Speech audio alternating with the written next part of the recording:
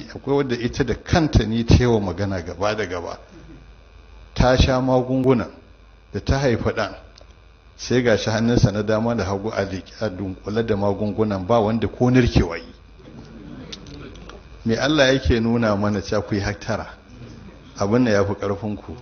kwanan nan an haifi wani abin da aka sa uwar a kafaɗa na ƙarfan da shi ɗan ya zo a hannu. in akwai hankali al'umma mu sai haka, sai sa na ce tashin hankali faɗa da mai gari. haka bahaushe ke da tashin hankali faɗa da mai gari.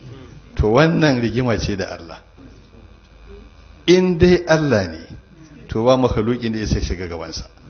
abin da ya nufin zai halitta a duniya kafin tashin alkiyama wallahi sai yayi.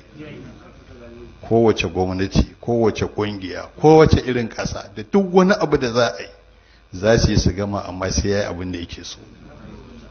abu ɗaya ne tsautsayi ake gudu, kar kai da ka shiga gaban sai ya share kai abin da yake so da kai.